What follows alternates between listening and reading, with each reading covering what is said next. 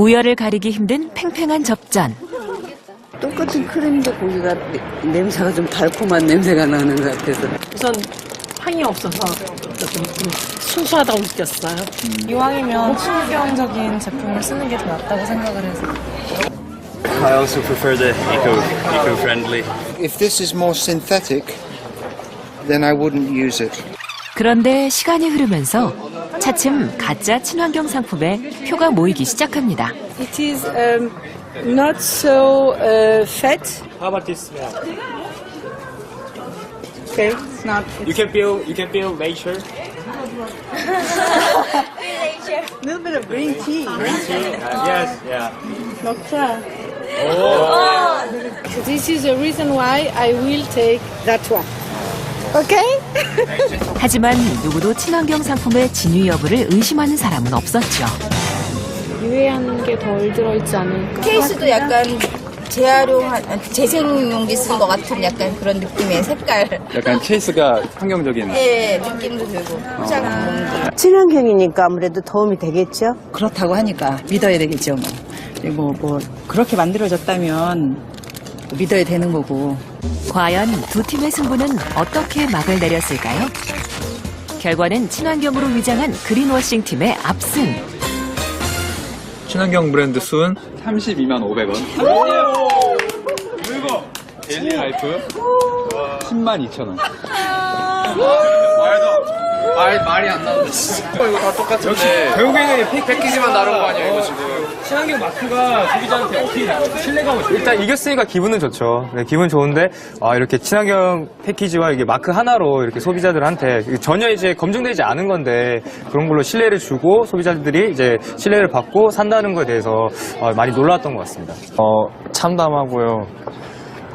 친환경이라고 해서 저희 똑같은 제품을 한 건데도 확실히 그냥 보이는 걸로도 그냥 아예 스티커를 붙이시는 분도 계시니까 좀 다시 생각해 보게 되고 과연 이런 결과에는 소비자들의 어떤 심리가 숨어 있는 걸까요?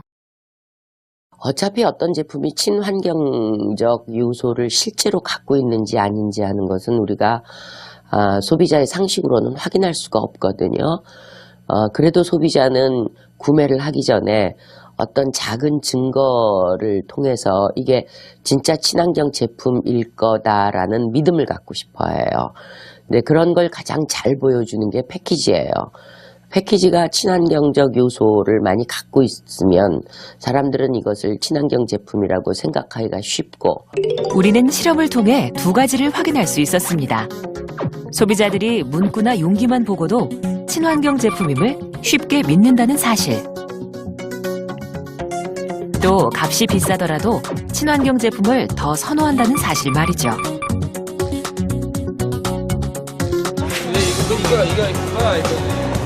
그렇다면 똑같은 상품을 더 비싸게 파는데도 소비자들이 친환경 제품을 선택하는 데는 어떤 속마음이 숨겨져 있을까요? 얘는 약간 인위적인 냄새 나고 좀 자연향이 난다고요? 좀 화학 냄새 덜 나는 것 같기도 하고. 순한 제품이라는 생각이 들고 관림성 저는 좋았어요. 와인 같은 게 포도주 같은 경우에 가격을 뭐 한 병에 20만 원짜리다. 이건 한 병에 10,000원이다. 이렇게 되면 그 가격 차이가 맛을 결정을 하거든요. 근데 소비자한테 그 가격을 일러주지 않고 이제 맛을 보게 하면 바로 뭐냐면 그 10,000원짜리 와인이 더 맛있다라고 말하는 소비자도 있습니다. 즉 그 가격이라는 단서가 바로 뇌에서 그걸 활성화시키는 거예요. 그러니까 이거 똑같은 거죠. 바로 그런 친환경이라는 단서가 소비자들 머릿속에 이미 작용시킨 거예요. 그러다 보니까 실제로 제품 성능이 일반 제품과 다르지 않다 할지라도 향이 조금 더 순하게 느껴진다든가 아니면 조금 더 부드럽게 느껴진다든가 하는 착각을 하기 쉽죠. 실제로 우리나라 소비자들의 무려 80%가 친환경 상품에 대해 관심을 가지고 있는 것으로 조사됐습니다.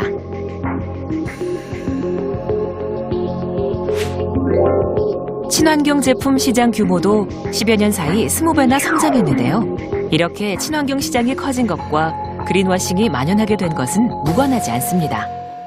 초기 선도 기업들은 친환경적인 제품을 생산함으로써 초기에는 이득을 볼 수 있겠지만 경쟁이 치열해지면서 이제 무차별적인 그런 상황이 될 수 있다는 얘기죠. 갈수록 경쟁이 치열하다 보니까 자, 비용을 감소할 수 있는 그런 방편 하나로서 그린워싱 정책을 취하게 된다는 그런 얘기죠. 친환경 마케팅이 트렌드로 떠오르면서 경제적 이윤을 노린 기업들이 그린워싱이란 장막으로 시장을 교란시키고 있는 것인데요. 그린워싱이 가능한 배경엔 시장의 중요한 결함이 숨어 있습니다. 기업에서 소비자에게 충분한 정보를 제공하지 않기 때문에 소비자가 환경 친화적인 제품임을 가려내기란 사실상 어려워지는 것이죠. 그린워싱의 핵심은 정보라고 생각합니다. 얼마만큼 믿을 수 있고 확실한 정보를 소비자들에게 주느냐. 그러면 소비자들은 현명하거든요. 그런데 그것을 주지 않는 순간 소비자들은 의도되지 않게 비현명한 선택을 할 수밖에 없다. 소비자들은 기업이 추구하는 그런 친환경 정책이나 제조 과정에 대한 정보가 거의 없죠. 기업에서 정보를 다 가지고 있기 때문에 소비자들은 오로지 인증마크라든지 무농약을 사용했다라는 그런 메시지에 현혹될 수밖에 없죠. 친환경 상품을 선택함으로써 착한 소비를 하고 있다고 믿는 우리들은 지금 그린워싱에 조종당하고 있습니다. 이쯤 되면 그린워싱이 우리에게 어떤 영향을 미치는지 궁금하실 텐데요. 그 영향은 단순히 가짜 제품 한두 번 구매하는 것에 그치지 않습니다. 중고차 시장을 한번 생각해 보시죠. 많은 차들 중에는 겉만 멀쩡한 불량차들이 섞여 있기 마련인데요. 문제는 판매자가 구매자에 비해 훨씬 더 많은 정보를 갖고 있다는 사실입니다. 결국 구매자는 좋은 차를 사고 싶어도 판매자가 불량차를 속여서 팔 수 있기 때문에 불량인 차를 사게 될 가능성이 높게 되는 것이죠. 친환경 제품 시장 역시 마찬가지. 그린워싱의 폐해는 실제 친환경 제품을 시장에서 밀어낼 수 있다는 점입니다. 우리나라에서도 친환경 제품에 대한 시장들이 인지도가 많이 높아졌고 옛날에 비해서 아주 질이 좋아졌는데 시장에 왜곡을 가져올 수 있다. 심지어 시장에 와해를 가져올 수 있기 때문에 그린워싱은 철저히 저는 모니터링을 해야 된다고 봅니다. 그린워싱의 더 큰 병폐는 마치 우리가 바람직한 구매를 하고 있다는 착각을 만들어낸다는 점이죠. 하지만 그것은 철저한 환상에 불과합니다.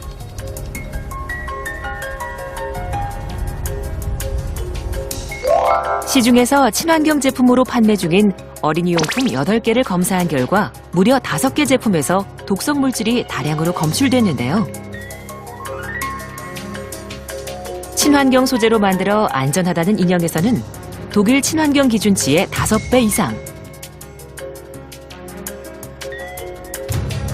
무독성으로 인체에 무해하다는 목욕 완구에서는 기준치의 6배가 넘는 환경 호르몬 물질인 노닐페놀 에톡실레이트가 검출됐습니다.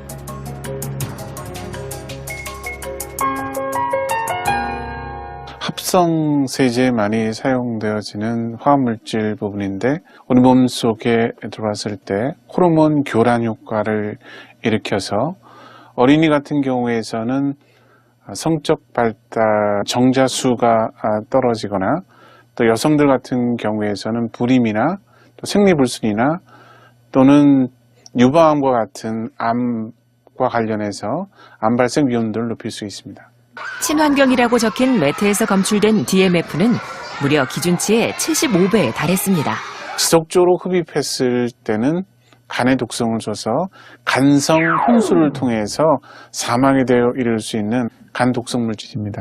심하면 목숨까지 잃을 수 있는 독성 물질이 포함된 제품들이 한국에서는 별다른 기준 없이 친환경 어린이용품으로 팔리고 있는 현실에 전문가들은 큰 우려를 표명합니다. 굉장히 이제 황당한 일이라고 볼 수 있는데요. 우리나라 제품 중에서는 제품의 안전성에 대한 평가를 제대로 하고 있지 않습니다. 화합물질이 몸속에 들어왔을 때 이를 대사하거나 배설하지 못하는 것이 어린이의 특성이기 때문에 독성 피해를 제일 많이 받을 수 있는 시기라고 볼 수 있습니다. 친환경이라고 한다면 거기에 맞는 유해물질에 대한 평가를 통해서 적절한 인정 기준을 마련해야 될 것 같습니다. 그린워싱은 이렇게 나와 우리 아이들을 위험에 빠뜨릴 수 있을 뿐 아니라 환경 파괴의 주범이 되고 있습니다. Nature exists on the grandest scale. 환경을 살린다는 거짓 정보로 실제로 공산품이 생산돼서 우리의 손에 도달되는 데까지 발생하는 심각한 환경오염 문제를 사실상 간과하게 만들고 있으니까 말이죠. 환경 파괴라고 하는 것은 제조 과정에서 기본적으로 일어나는 현상들이고요. 그 제품이 생산되고 난 후에 소비자에게 전달되는 그 과정에 커뮤니케이션이 굉장히 중요하게 대두가 되죠.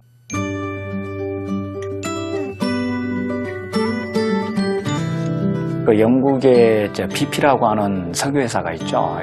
2001년도부터 아주 과감하게 우리는 친환경적인 기업이다라는 그런 이미지나 정책을 추구하기 위해서 거의 한 2억 달러의 비용을 투자를 했습니다. Any one part of nature more natural than another?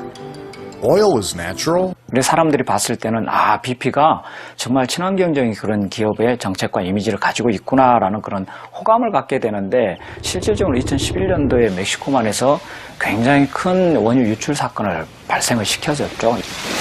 우리 앞에서는 친환경이다라고 얘기를 하면서 뒤로는 결국에는 기업 정책이나 아니면 활동을 잘못함으로써 전체적인 환경 피해를 가져올 수 있는 그런 사례들을 대표로 꼽을 수 있겠습니다.